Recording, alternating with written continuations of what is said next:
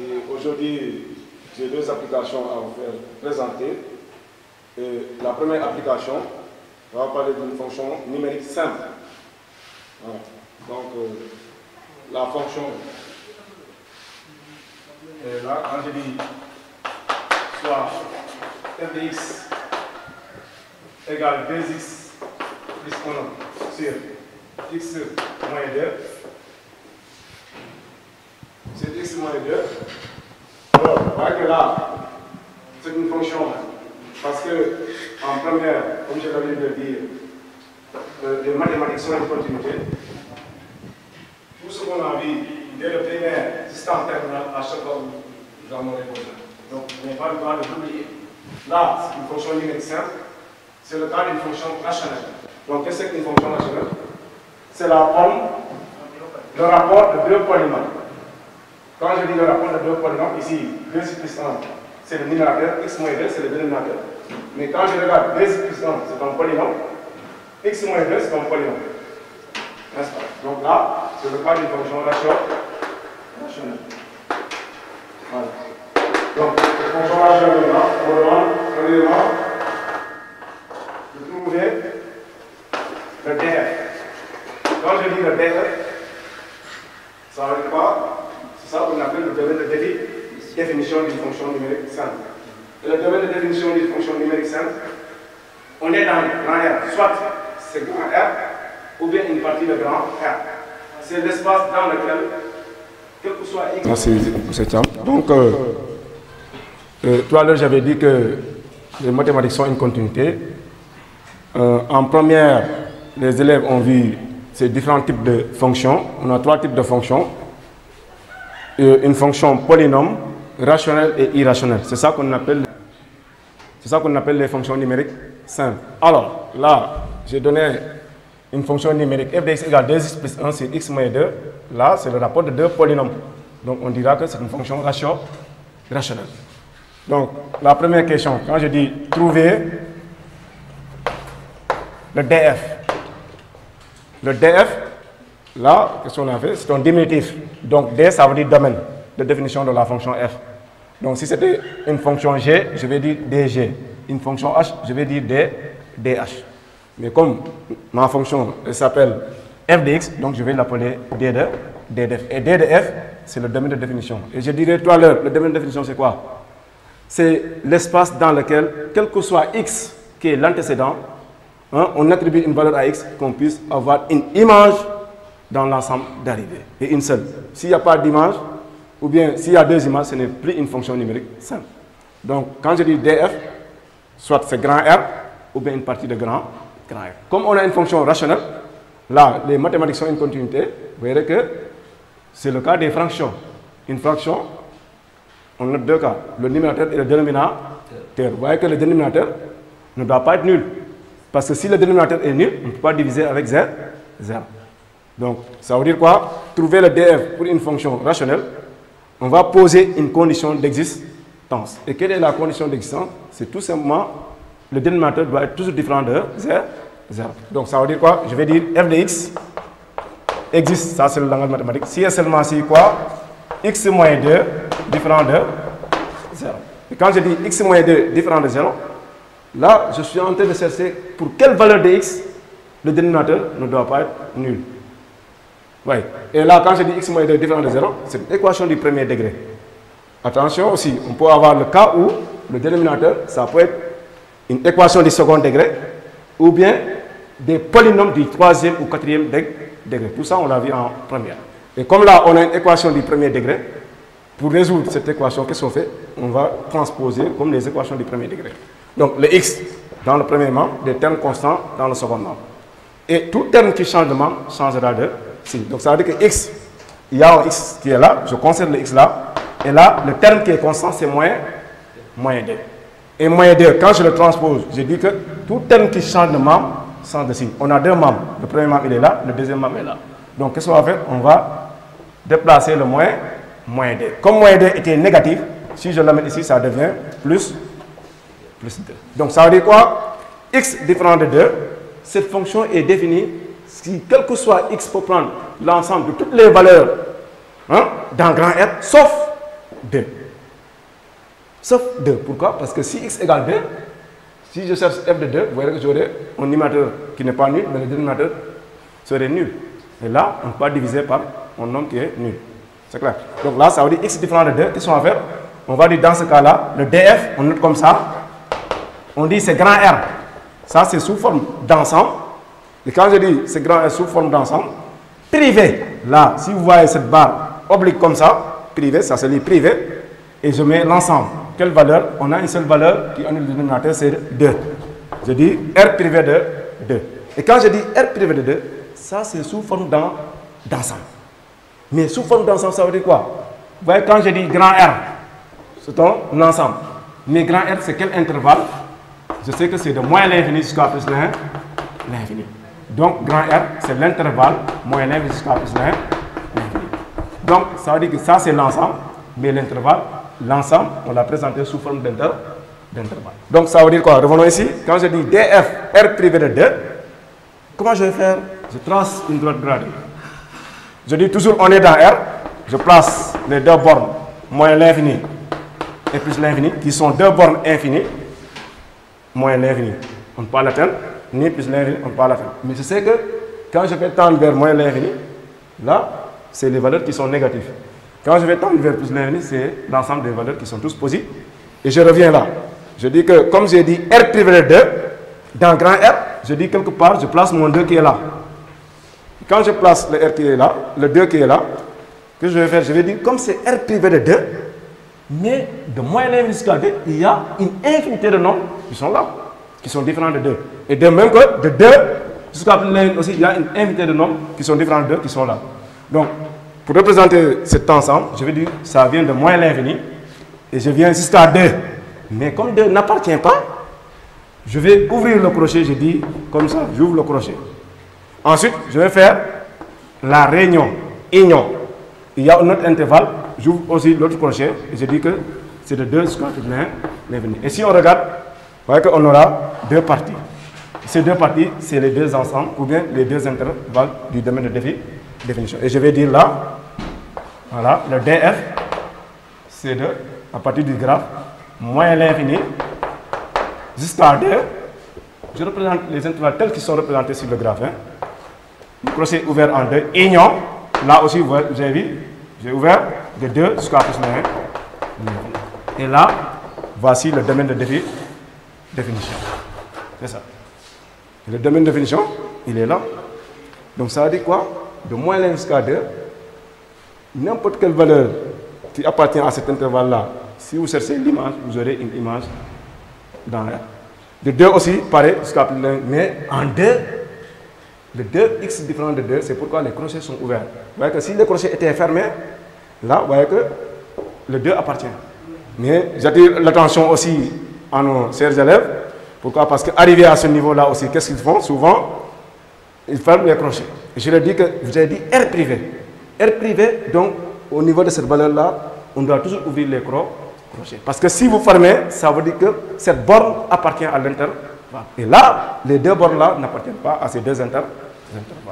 Donc, voici le domaine de définition. Et à partir de là, je l'ai dit que quand je prends... J'explique là aussi, hein, une table très petit. Quand je dis, si je prends l'intervalle I, en troisième, vous avez vu que l'intervalle I est là. Quand je dis I, AB. Donc, qu'est-ce que c'est qu'un intervalle? Un intervalle, tout simplement, est caractérisé par des bornes. Vous voyez que quand je dis A et B, on est dans R. Vous voyez que là, le A est plus petit que B. Et si A est plus petit que B, on va dire que A, c'est ça qu'on appelle la borne inférieure. C'est la borne inférieure. Et B, c'est la borne supérieure. Hein? Supérieure, hein? C'est la borne supérieure. Maintenant, revenons là. Arrivé à ce niveau-là, pourquoi? Parce que tout à l'heure, la question suivante, on va vous demander de calculer les limites aux bornes du domaine de définition. Et le domaine, il y a deux intervalles. Et pour chaque intervalle, je dois identifier la borne inférieure et la borne supérieure.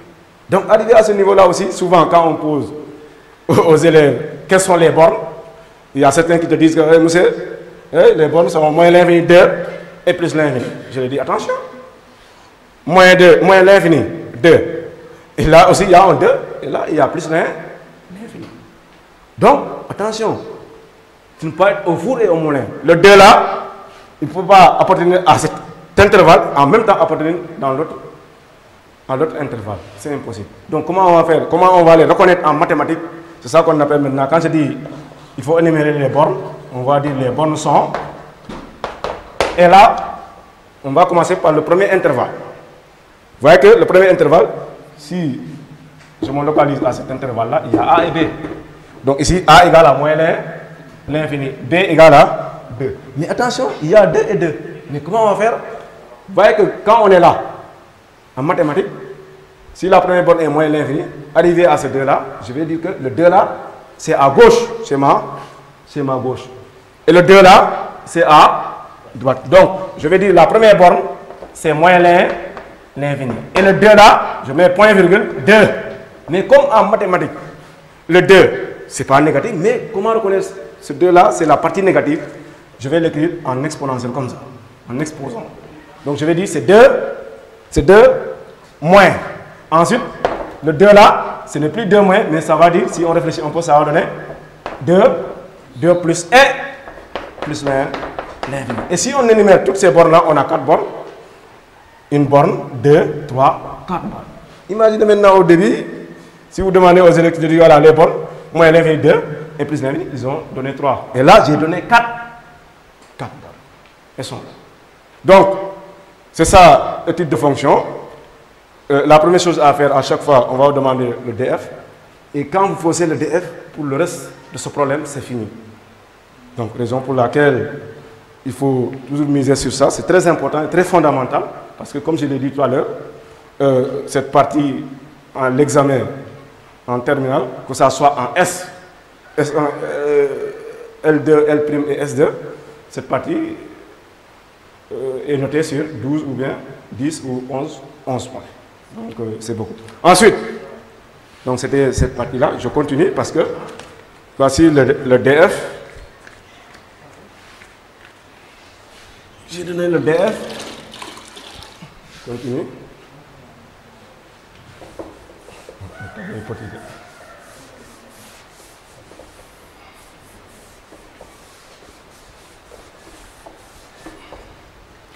Voilà, donc j'avais dit que le DF, c'était moins l'infini jusqu'à 2, ouvert union, 2 jusqu'à plus l'1.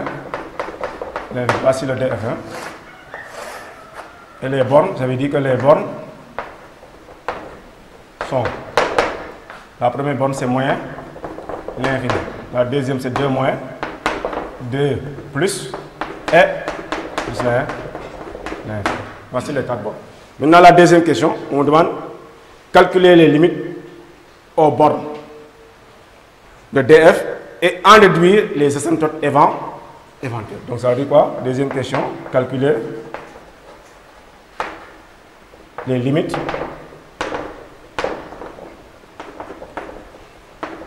aux bornes de DF, domaine de définition, et en déduire les asymptotes éventuels. Hein?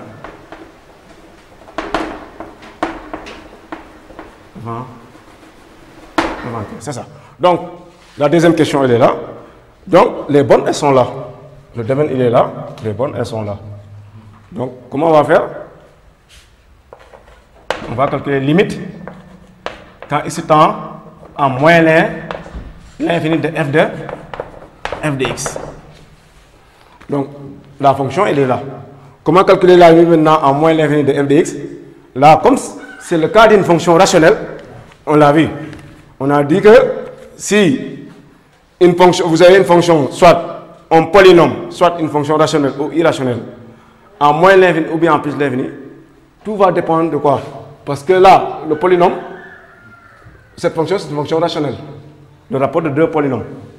Et on a vu comment calculer la limite en l'infini, en moins l'infini, en plus l'infini d'une fonction polynôme. S'il s'agit d'un polynôme, là, c'est très simple. Qu'est-ce qu'on va faire? On va cibler le monôme qui a le plus haut degré. Mais comme là, c'est une fonction rationnelle, le rapport de 2 polynômes, Dans cette même logique aussi, qu'est-ce qu'on va faire? On va regarder le numérateur, quel est le monome qui a le plus haut degré, et le dénominateur, quel est le monome qui a le plus haut degré. On va calculer la limite de ces rapports, de ces deux monomes-là.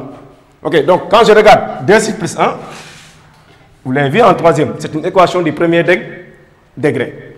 Et x moins 2, c'est une équation du premier degré. Donc, quand je dis équation du premier degré, tout dépend de la puissance de la variable x ou bien de l'inconnu x. Quel est mon inconnu ici? C'est x. Quand je regarde sa puissance, la plus grande puissance, c'est 1.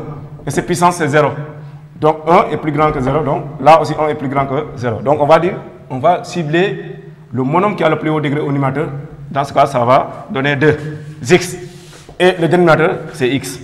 Je vais dire, revenons donc, on va dire, calculer limite quand x tend en moins l'infini de quoi? Je prends le monome qui a le plus haut degré du numérateur. Ici, quand je regarde, c'est 2, j'écris 2x. Ensuite, sur, parce que c'est une fonction rationnelle, le monome qui a le plus haut degré du numérateur aussi, c'est x. Je prends x et à partir de là, qu'est-ce que je fais? Regardez, 2x. C'est x, c'est la division de deux monomes. Et la division de deux monomes, je peux, vous avez vu en primaire, ça c'est x, ça c'est x. Donc on a le diviseur commun. Hein? Donc ça veut dire qu'on peut, s'il y a une fraction, si la fraction n'est pas irréductible, on peut simplifier. Donc comment simplifier? Il y a x qui est là, il y a x qui est là. Donc je simplifie, je barre x, je barre x. Et quand je barre x, vous voyez que là, ça va rester combien? 2. Là, il y a un 1 qui est là. Hein? Donc ça va donner ici, ça va donner 2. Parce qu'il y a un 1 qui est là. 1, 2 sur 1. Et 2 sur 1, ça va donner 2. Donc je vais dire, dans ce cas-là, limite, quand il s'étend en moins l'infini de la fonction f de x, là, ça va donner tout simplement 2. Et je l'encadre. Voici la limite de la première borne en moins l'infini. Mais, comme on a une fonction rationnelle, et ça c'est un problème à l'examen, on peut vous donner ces cas-là, pour aller vite, il y a une autre borne aussi, qui est l'infini ici, c'est plus l'infini. Donc, au lieu d'attaquer, parce qu'on devrait respecter cette ordre-là, mais comme la limite, comment calculer la limite en moins l'infini d'une fonction rationnelle, ça se calcule aussi de la même façon en plus l'infini. Donc, je peux attaquer directement la dernière borne qui est plus l'infini. Donc, je vais dire, dans ce cas-là, limite aussi, pour aller vite, quand il s'étend en plus l'infini aussi de la fonction f de x, au lieu maintenant de réécrire tout ça, je peux aller directement ici. Hein? Donc je peux dire directement ici, égal 2x sur x, parce que ça se calcule de la même façon. C'est le rapport des monomes de plus haut degré du numérateur et du dénominateur. Donc là, ça va donner directement limite, quand il s'étend en plus l'infini, de 2x sur x. Pareil aussi, je simplifie. Il y a le facteur commun qui est égal à x, je simplifie. Vous voyez que là, ça va rester 2 sur 1. Et 2 sur 1, tout le monde sait que ça va donner 2. Donc, je vais dire limite dans ce cas-là. Quand il s'étend en plus l'infini de la fonction f de x, là, ça va donner aussi 2. Ça va donner aussi 2. Donc, ouais, donc dans ce cas-là, mais attention, je n'ai pas encore terminé. J'ai calculé la limite en moins l'infini et mais il y a deux autres bornes qui restent. Lesquelles? Elles sont là. Il y a 2 moins et 2 plus. N'est-ce pas? Mais là aussi, comme on me dit, en déduire les asymptotes éventuels, donc je peux aller directement aussi. Asymptote éventuel, ça veut dire quoi? C'est le cas d'une droite verticale ou bien une droite horizontale. Comment déterminer maintenant l'asymptote horizontale, verticale ou horizontale? C'est en calculant la limite en l'infini. Soit c'est moins l'infini ou bien plus l'infini. Si la limite est finie, donc ça veut dire quoi? Si on trouve un nombre réel qui est fini, qui existe, donc on va dire que là, la fonction admet une asymptote horizontale. Et quand je dis asymptote horizontale, il faut penser à quoi? Parce qu'on aura représenté dans un repère orthonormal. Là, c'est l'axe des abscisses. Là, c'est l'axe des y. Là, c'est ça qu'on appelle l'axe des ordonnées. Là, c'est les axes des abscisses. Alors, quand je dis en x en plus l'infini et en moins l'infini, la limite elle est finie. Donc là, la courbe admet une asymptote horizontale. Laquelle asymptote horizontale? Donc c'est une droite qui est horizontale. Et une droite qui est horizontale, si j'aurais à tracer cette droite là, vous verrez que ça va couper quel axe ici? L'axe des ordonnées. Mais non, elle ne va pas couper l'axe des abscisses. Parce que si ça coupe l'axe des abscisses, on verra tout à l'heure, c'est le cas d'une asymptote verticale. Mais là, c'est le cas d'une asymptote horizontale. Et on va dire dans ce cas-là, x tend en moins l'infini, on trouve 2. X tend en plus l'infini, on trouve 2. 2, c'est des limites qui sont finies.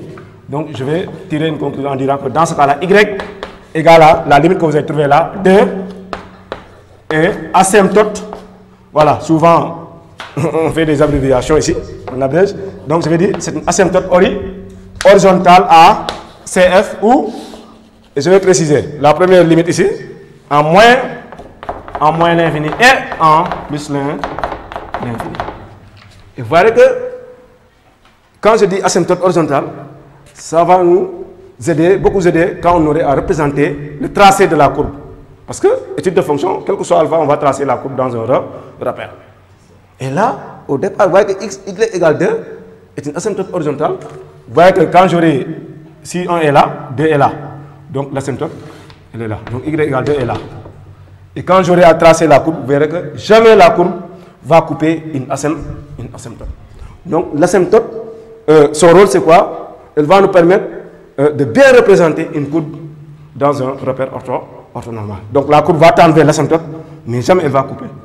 Et quand elle tend vers l'asymptote, ça veut dire qu'on aura une position asymptotique. Supposons, si j'aurais ça, voilà. Donc je dirais qu'ici, de 0 jusqu'à l'infini, là on a une position asymptotique. Vous voyez que ça tend vers l'asymptote, mais jamais ça traverse. Là aussi, si j'aurais ça aussi, ouais. En moins l'infini aussi, j'aurai une position asymptotique. Donc là, c'est le cas, la limite en moins l'infini en plus l'infini. On a trouvé 2. Donc je dirais y égale 2 est une asymptote horizontale à CF en moins l'infini et en plus l'infini. Et là, ça reste 2 autres. Les 2 autres maintenant qui restent sont là. On continue. Voilà. Voilà, donc,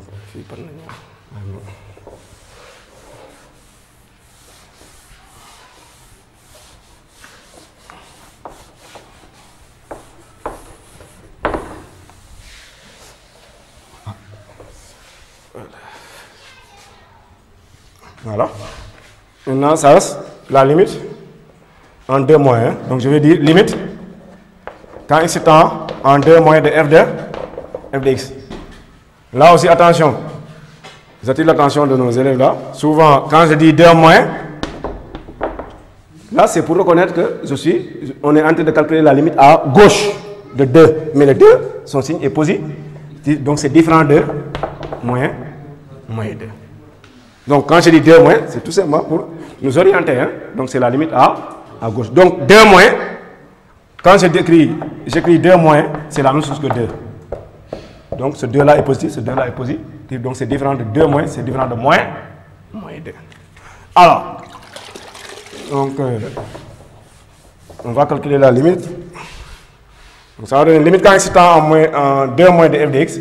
C'est tout simplement chercher l'image de x par f de x. Qu'est-ce qu'on entend maintenant, l'image de x par f de x? Si x, c'est l'antécédent, f de x, c'est l'image. Donc, là où on a x, dans la fonction, on va remplacer par 2. Et là, c'est 2x. Et comme c'est 2x, je vais dire c'est 2. J'ouvre une parenthèse pour dire que ce x là, je vais remplacer par 2. Et je vais écrire 2. Ensuite, je continue plus 1 jusqu'à... Voilà, là aussi, il y a un x. J'écris aussi 2 moins 2. Et là, je calcule 2 fois 2. Vous voyez que j'aurai 4 plus 1 sur 2 moins 2. On continue. Donc, ça donne 4 plus 1, ça donne 5. Ça donne 5. Ensuite, 2 moins 2, tout le monde sait que ça donne 0. Pourquoi? Parce que 2 et moins 2 sont 2 nombres qui sont opposés. Et en mathématiques, quand j'ai plus A moins A, on aura 0. Pourquoi? Parce que A et moins A sont des opposés. Hein? Sont des opposés, quel que soit.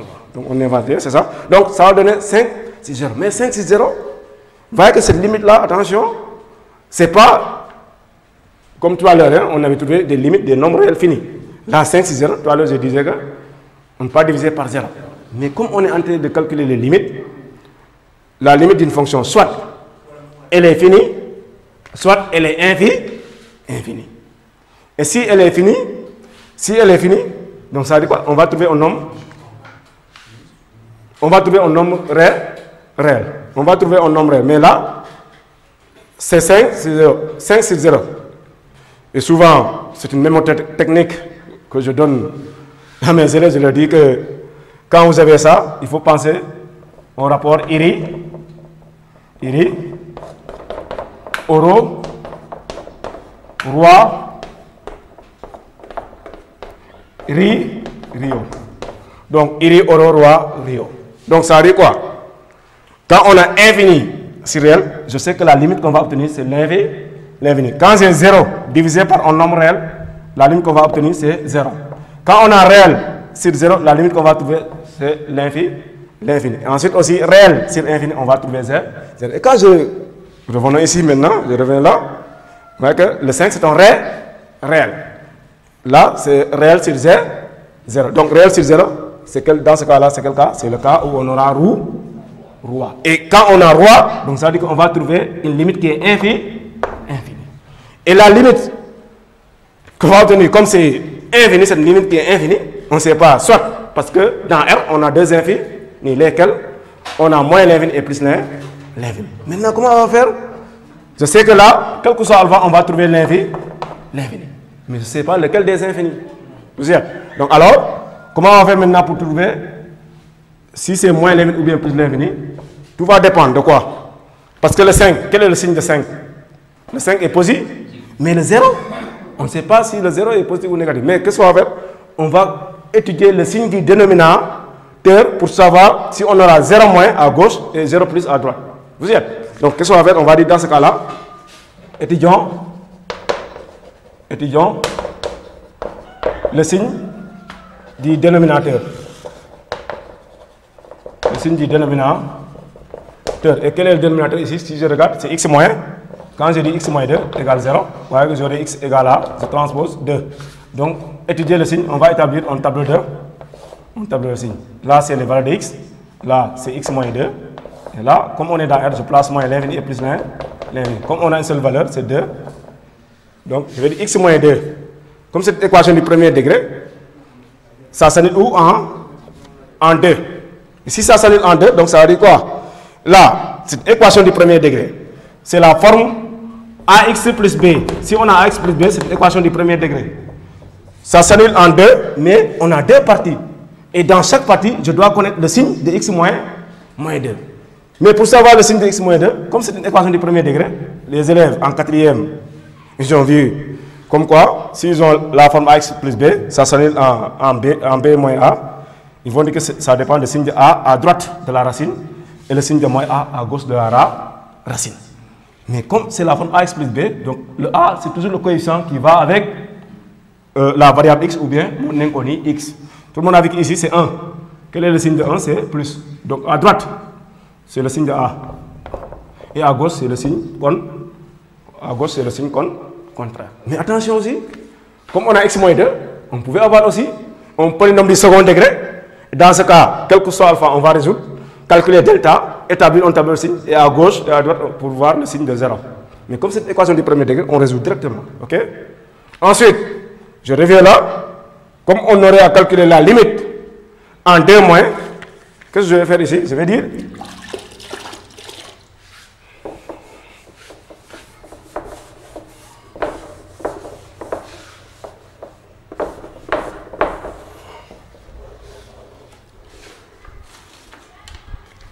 voilà, on va dire limite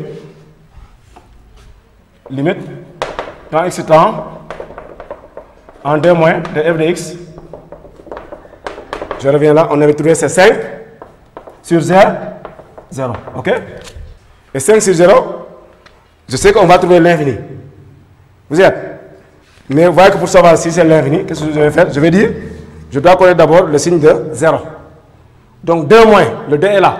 Donc dans le tableau, le 2 moins, quand je fais face maintenant avec 2, vous voyez qu'à gauche, voici ma gauche, voici ma droite. Le 2 est là. Hein? Donc quand je prends la gauche, en quittant 2 pour aller en moins l'infini, quel est le signe que je croise en premier lieu? C'est moins. Quand je prends 2 pour aller à droite, quel est le signe que je vais croiser en premier lieu? C'est plus. Comme on est en train de calculer la limite à gauche, donc on doit connaître le signe de x moins 2 à gauche de 2. Et le signe de x moins 2 à gauche de 2, tout le monde a vu que le premier signe ici c'est moins. Donc dans ce cas-là, je vais mettre 0 moins. Et quand je mets 0 moins, tout à l'heure j'avais dit que d'après Iri Aurora Rio, là c'est réel c'est 0, c'est roi. Je vais écrire d'abord l'infini. Mais vous voyez que là, c'est a priori maintenant résolu. Pourquoi? Parce que le 5, quel est le signe de 5? Le 5 est positif, mais ici le 0 est négatif. Maintenant, le rapport de deux termes de signe contraire est négatif. Donc vous voyez que là, je vais trouver moins l'infini. Donc là, finalement, la limite en 2 moins, on va trouver moins l'infini. Et ça reste en 2 plus aussi. Je reviens directement, je dis limite. Quand ici en 2 plus de f de x, là aussi, on va trouver toujours 5 sur 0. Mais il faut revenir au tableau. 2 plus. Quand je quitte le 2 pour aller vers plus l'infini, vous voyez que le premier signe que je croise ici, c'est... Donc je vais écrire ici 0 plus. Et là, comme réel c'est 0, je sais que c'est roi. Mais lequel des rois? Le 5 est positif. Le 0 est... Donc la division de deux termes qui est positive est comment ici? On aura quel signe? Plus. On aura le signe plus. Et c'est fini. Et donc vous voyez que là, on a calculé les limites des bornes, voilà, de ce domaine de définition. Et là, je regarde aussi, parce que d'après la question, on me demande en déduire s'il existe les asymptotes éventuels. J'avais dit qu'on a deux types d'asymptotes, le cas d'une asymptote horizontale et le cas d'une asymptote verticale. Alors, là, on va dire que, en calculant maintenant la limite, quand c'est temps, parce que souvent, les élèves, on le dit, comment déterminer la limite? L'asymptote horizontale, verticale, c'est en calculant la limite, quand x est en a moins de f de x. Si on trouve l'infini est quoi? Limite.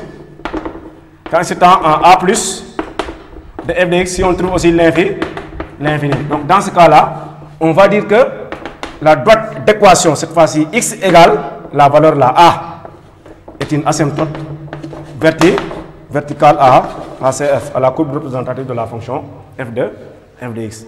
Et alors, vous voyez que quand je dis 2 moins et 2 plus, par identification, je sais que là c'est à gauche, là c'est à droite. Donc, par identification, quelle est la valeur de a égale à 2.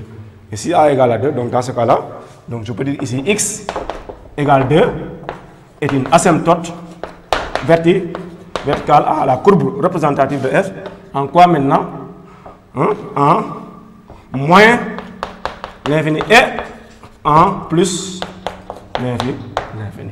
Et là, si on aurait tracé la courbe, vous verrez que ça c'est l'axe des x, l'axe des y, 2 est là. L'asymptote verticale elle est là. Donc, si j'aurais à tracer la courbe, vous voyez que la courbe tend vers x égale 2, mais jamais ça va couper la courbe. Ouais. Si j'aurais à tracer aussi l'autre partie, ouais. Jamais ça coupe l'asymptote. Voilà. Et là, les asymptotes, le rôle, ça nous permet tout simplement de bien représenter une courbe représentative dans un repère orthonormal. Voilà. Donc, c'était ça pour la première application. Voilà. Donc, voilà. Donc merci professeur. Vraiment, c'est un raisonnement vraiment charmant. Je crois que c'est clair pour les élèves, n'est-ce pas? Donc, mais étant donné le temps qui nous est imparti, n'est pas très vaste, n'est-ce pas? On va s'en limiter à ça aujourd'hui. Comme ça, dans les jours à venir, M. Bass reviendra encore, n'est-ce pas, pour continuer également. Donc, dans cette logique. Merci, professeur. Voilà, donc, merci de la qualité de votre intervention. Voilà, merci. Voilà, merci donc, merci. M. Thiam. Donc, avant de terminer aussi, tout à l'heure, je l'ai dit, je salue nos chères autorités là, à M. le maire, les principaux de ces ensembles, de ces CM, et aussi à notre préviseur Awal Labou, et aussi à son censeur aussi Moussa Ndiaye, et l'ensemble du corps professoral hein, de tous les établissements, et vous aussi à tous les directeurs des écoles primaires. Hein. Et aussi, on prie à notre Dieu que cette maladie puisse disparaître et elle ne reviendra jamais, pour jamais, elle ne reviendra jamais. Oui, oui, oui. On souhaite ça, quoi, franchement, et on prie à Dieu pour que cette maladie puisse partir, quoi, pour toujours. Je vous remercie. Merci. Voilà.